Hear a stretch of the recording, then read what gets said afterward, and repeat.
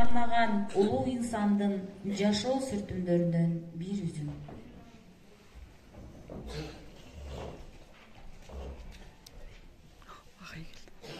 Силер мени чудак дей бергиле. Бирок менде дагы бир идея бар.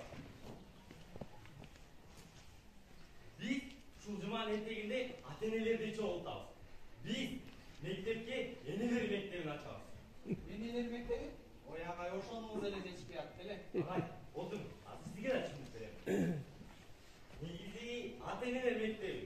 Бирок бир нече себептерден улам энелер мектебинде койдук. Эми кесиптештер канча да энелер. Гапыр агай, оюңузду ошонуңузду.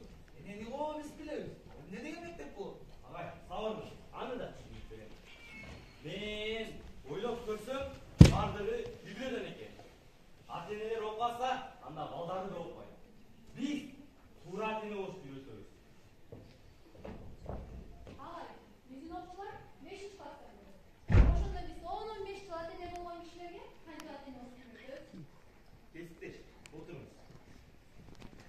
Биз жөн эле ата-эне болушту эмес, туура ата-эне болушту үйрөтөбүз. Мисалы, сиздерге бирөө ата-эне болуп үйрөттү эле. Бирок чын эле баары эле мага күйөөгө чык деп шаштырышат. Бирок бири дагы ушундай кылсаң, туура ата-эне болосуң деп үйрөтүшкөн эмес. Мына. Туура айтасың Гапыр. Андай болсо, ата-энелерге, мугалимдерге, окуучуларга да оңой болуп турбайбы?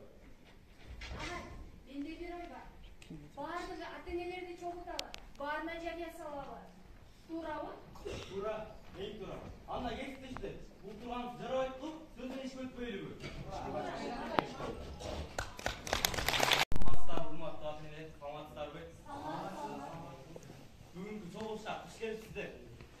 Мен чогулушка үч адам керек деп оюмда да болгон эмес. Мен чогулушка барам. Бул чогулуштун максаты ата-энелер. Биз мектепке энелер мектебин ачсак деп жатат. Ошо ой пикирлериңизди айтсаңыздар. Энелер мектеби дейби? Кактагы энелер мектеби? Эне менен баланын ортосундагы мамиле жөнүндө өтөбүз. Мен да сиздер менен чогуу үйрөнөм десем да болот. Агай, коюңуз ошо бир айлык окуңуз. Сизне жумушубузду сызып бересиз бизге туура.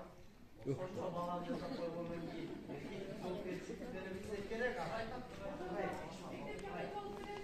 Акча сураган эч ким жок, ата-энелер. Бир ай. Агай, ошондо биз начар ата-эне, багалбаган ата-энени алабыз. Урматтуу ата-энелер, начар ата-эне деген эч ким жок. Бирок мындан да жакшы ата-эне болобузбу? Кеп ошондо. Агай, коюңузчу ушунун баарын. Алдагы эксперимент жасаганбыз аскер келсип, эми ата-энелер көп.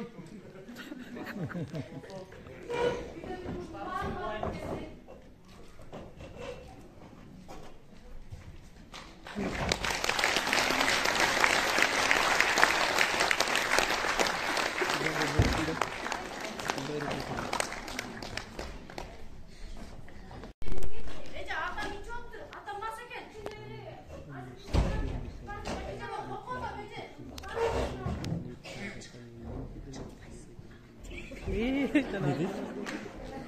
Mas popular da.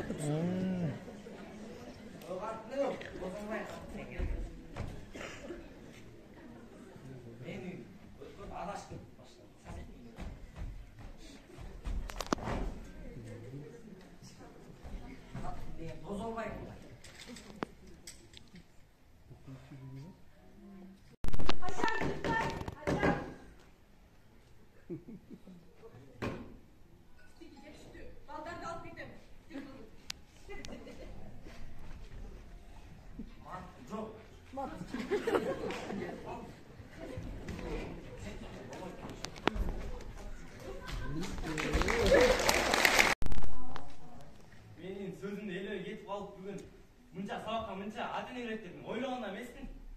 Сиздерди көрүп сүрдөп турган учурум азыр. Агай, сиз айткандай мен ойлондум. Агайдын сөзүн мен албадым. Азыр эми сөздү эмнеден баштасам деп билбей жатам.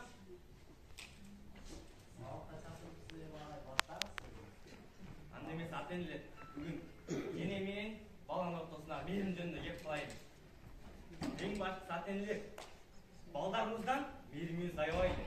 Биз анын өмүндө пенсия албайбыз да, туурабы? Жыяны Қарызға сұрап бербейміз, турабы?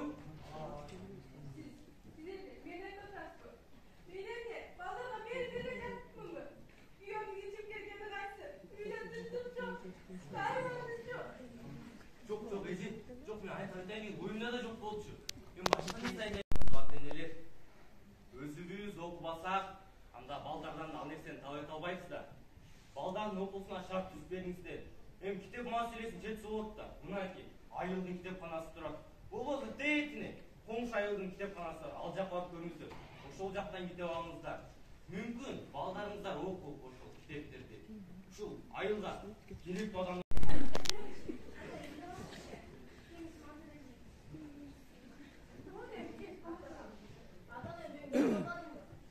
Аны ренчимен баламын.